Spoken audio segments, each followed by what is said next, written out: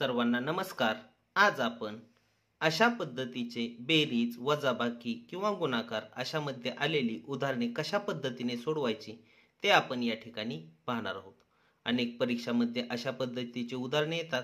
यामध्ये त्रिकोणच्या जागी कोणती संख्या असेल किंवा कोणता अंक असेल अशा पद्धतीने विचारले जाते।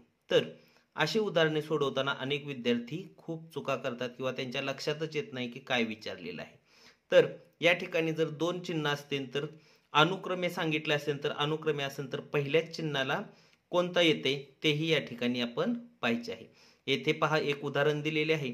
या उदाहरणामध्ये त्रिकोणच्या जागी कोणती संख्या असेल असं विचारले। या ठिकाणी त्रिकोण एकच दिलेला आहे, काही यात 2, 3 ही खुणा दिलेल्या जातात। आपण तशाही पद्धतीची उदाहरणे पुढे पाहणार आहोत। तर पहा यामध्ये 3 संख्यांची काय केलेली आहे, बेरीज दिलेली आहे, परंतु या ठिकाणी अंक न देता येथे काय केलेले आहे, चिन्ह दिलेले आहे आणि त्या चिन्हाच्या ठिकाणी कोणता अंक येईल विचारले।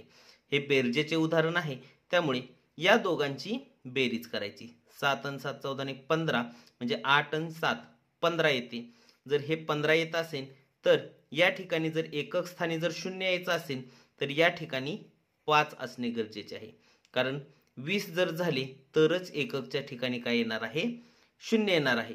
म्हणजे येथे जर 5 असेल तर येथे 20 ला 0 येणार आहे। हातचे आले 2, 8 आणि 2 10, हातचा आला 1, 2 आणि 1 3, 3 आणि 2 5, 5 आणि 1 6, तर या ठिकाणी 6 म्हणजे त्रिकोणच्या ठिकाणी येथे 5 येणार आहे। अशा पद्धतीचे उदाहरणे दुसरी, तिसरी किंवा चौथीच्या विद्यार्थ्यांना विचारली जातात। तर चला अशाच पद्धतीचे आणखीन एक उदाहरण पाहूयात। या ठिकाणीही बेरजेचे उदाहरण दिलेले आहे, परंतु या ठिकाणी 2 ठिकाणी फुल्या दिलेल्या आहेत। म्हणजे फुल्या दिलेल्या आहेत आणि इथे काय विचारले, सोबतच्या उदाहरणात फुलीच्या जागी कोणता अंक येईल। फुली या दोन्ही ठिकाणी आहेत, याचा अर्थ येथेही जो अंक येईल तोच अंक या ठिकाणी असणार आहे। हे व्यवस्थित लक्षात घ्यायचं। आता आपण जर पाहिलं तर 2 मध्ये येथे अधिक आहे, म्हणून किती मिळवले असता उत्तर एकक स्थानी 0 येणार आहे। म्हणजे जर 2 मध्ये कोणताही अंक मिळवला तर उत्तर या ठिकाणी एकक स्थानी 0 येणार आहे। तर 10 जर असेल तरच एकक स्थानी 0 येणार आहे, हे लक्षात घ्यायचं। मग 2 मध्ये जर 8 मिळवले तर 8 आणि 2 10 होते, म्हणजे त्याला 0 येतो, हातचा 1 जातो आणि या स्टारच्या ठिकाणी 8 घेतले आपण अगोदरच। प्रत्येक ठिकाणी जिथे स्टार असेल तिथे आपण 8च घेणार आहोत। 8 आणि 1 9 आले आणि 6 आणि 3 याही ठिकाणी 9 आले, म्हणजे स्टारच्या ठिकाणी काय येणार आहे, 8 येणार आहे। याचा पर्याय क्रमांक 2 येणार आहे। तर चला अशाच पद्धतीचे आणखीन एक उदाहरण पाहूयात। पहा हे उदाहरण वजाबाकीचे आहे। यामध्ये काय विचारलेले आहे पहा, या उदाहरणामध्ये चौकोनच्या जागी कोणती संख्या असेल। हे उदाहरण वजाबाकीचे आहे। वजाबाकी म्हणजे वरील संख्येतून खालील संख्या वजा करायची। 3 मधून कोणती संख्या किंवा कोणता अंक वजा केली की 0 येणार आहे, तर हे सोपेच आहे। 3 मधून 3 वजा केली की 0 येणार आहे, म्हणजे चौकोनच्या ठिकाणी 3 येईल। ते येईल का नाही हे आपण पुढेही ठेवून पाहणार आहोत। 3 मधनं 3 गेले की 0 आले, याही ठिकाणी 3 घेतले 8, त्यात 7 मधनं 5 गेले की 2 राहिले, 8 मधनं 3 गेले की 5, म्हणजे चौकोनच्या ठिकाणी काय येणार आहे, 3 हा अंक येणार आहे। हे अतिशय सोप्या पद्धतीचे उदाहरण होते। तर चला थोडेसे वेगळे आपण याही ठिकाणचे उदाहरण पाहूयात। पहा या ठिकाणी काय विचारलेले आहे, थोडेसे उदाहरण वेगळे आहे। यामध्ये काय विचारलेले ते, वर चौकोन दिलेत आणि त्याच्या खाली दिलेले आहेत चांदणे। तर सोबतच्या वजाबाकीच्या उदाहरणात या ठिकाणी वजाबाकी आहे। अनुक्रमे चौकोन व फुलीच्या जागी कोणते अंक येतील। आता या संख्येतून किंवा या अंकातून हा अंक वजा केला की उत्तर किती आलं पाहिजे, 3 आलं पाहिजे। तर अशा वेळेस आपण चौकोन आणि फुली अनुक्रमे म्हटले, म्हणजे पहिला अंक जो असेल यातला तो चौकोनच असणार आहे आणि दुसरा अंक जो आहे तो फुलीच असणार आहे। मग या पर्यायामधून आपणास हे उत्तर शोधायचे आहे। पहा येथे किती उत्तर येणार आहे, 3 येणार आहे। पर्याय क्रमांकामध्ये जर आपण चौकोनच्या ठिकाणी 7 घेतली, कारण अनुक्रमे सांगितले त्यामुळे हा पर्याय हा चौकोनसाठी आहे. 7 घेतली आणि हे जर 4 घेतले तर 7तून 4 गेले 3 उरतात, 7तून 4 गेले 3 उरतात, 7तून 4 गेले 3. म्हणजे पर्याय अ हा काय आहे, योग्य आहे. परंतु या ठिकाणी अ ब क ड दिलंय म्हणजे यातील ही पर्याय बरोबर असू शकणार आहेत. म्हणजे हा तर बरोबर आलाय. हा पहा बरोबर येतोय का, चौकोन 6 आहे, कारण अनुक्रमे चौकोनला 6 घेतले आणि अनुक्रमे फुलीला 2 घेतले. मग 6तून जर 2 गेले तर 4 उरते, म्हणजे हा पर्याय असणार नाही. त्यानंतर पहा चौकोनला 8 घेतले, या ठिकाणी जर 8 घेतलं आणि खालच्या ठिकाणी जर 5 घेतलं, 8तून 5 गेले 3 राहिले, 8तून 5 गेले 3 राहिले, 8तून 5 गेले 3. त्यामुळे क सुद्धा काय आहे, या ठिकाणी बरोबर असणार आहे.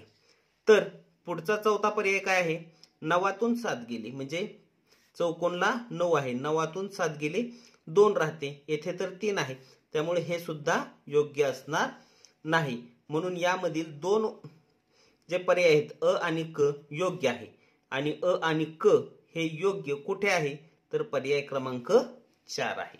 म्हणून याचा पर्याय क्रमांक 4 येणार आहे. आपण अशा पद्धतीचं उदाहरण सोडवायचं आहे. यामध्ये सर्वात महत्वाचं म्हणजे अनुक्रमे चौकोन व फुली. काही वेळेस अनुक्रमे फुली व चौकोन दिला असेल तर फुली पहिला अंक असणार आहे, हे लक्षात घ्यायचं. त्यामुळे अनुक्रमे जे ज्या पद्धतीने विचारले त्याच पद्धतीने घ्यायचं असतं. तर चला आपण पुढीलही एक उदाहरण पाहूयात. हे गुणाकाराचे उदाहरण आहे. यामध्ये सोबतच्या उदाहरणात ग आणि म या ठिकाणी अनुक्रमे कोणते अंक असतील. ग ग म्हणजे हे पहिले जे अंक आहेत का नाही, ते ग या अक्षरासाठी दर्शवलेले अंक आहेत, आणि म चे जे आहेत ते दुसरे अंक दर्शवलेले आहेत. हे व्यवस्थित लक्षात घ्यायचं, कारण उदाहरणात ग आणि म या ठिकाणी अनुक्रमे म्हणजे ग साठी पहिला अंक आणि म साठी दुसरा अंक असणार आहे. तर पहा या ठिकाणी काय आहे, 4 या ठिकाणी गुणाकार आहे, ग या ठिकाणी आहे, म ह्यांचे या ठिकाणी कोणते अक्षरे येणार आहेत ते पाहणार आहोत. तर 4 न 8 ला गुणायचं, 8 चोक 32 ला 2 येथे आलेले आहे. त्यानंतर काय आलेले आहे, हातच्याला 3 आलेले आहे. हे तर आपणास माहित आहे. जर या ठिकाणी जर 3 आले असेल आणि या ठिकाणी आता किती येणे अपेक्षित आहे, 3 येणे अपेक्षित आहे. तर याने जर याला गुणलं आणि त्यामध्ये जर 3 मिळवलं तर या ठिकाणी 3 येणे गरजेचे आहे. आपण 4 एके 4, 4 आणि 3 7 येते, म्हणजे इथे 1 तर नसणार आहे. 2 घेतलं, 4 2 8, 8 आणि 3 11, इथे 3 आहे, 1 येते, म्हणजे 2 सुद्धा नाही. 4 त्रिक 12, येथे जर 3 असेल तर 4 त्रिक 12, 13 14 15, इथे 5 असेल तरच आपण इथे 15 लिहिलं असेल, ते पण येणार. 4 येथे जर 4 असेल, 4 चौक 16, 17 18 19, येथे 9 असायला यायला पाहिजे, पण तेही आलं नाही. येथे जर 5 असेल, 4 5 20, 20 आणि 3 23, या ठिकाणी 3 आलं, म्हणजेच येथे 5 असणार आहे. 4 5 20, 20 आणि 3 23, 23 म्हणजे म च्या ठिकाणी किती असणार आहे, 2 असणार आहे. पहा आपण हा जर गुणाकार पाहिला तर 5 8 गुणिले 4 जर केलं तर 4 8 32 ला 2, हातच्याले 3, 4 5 20 आणि 3 23. पहा या ठिकाणी किती आलेलं आहे, ग च्या ठिकाणी 5 आलेला आहे आणि म च्या ठिकाणी 2 आलेला आहे. आणि आपणास अनुक्रमे काय विचारलेले आहे, ग च्या ठिकाणी 5 आलेले आहे आणि म च्या ठिकाणी 2 आलेले आहे. तर 5 आणि 2 हा पर्याय क्रमांक 4 आहे. पर्याय क्रमांक 4.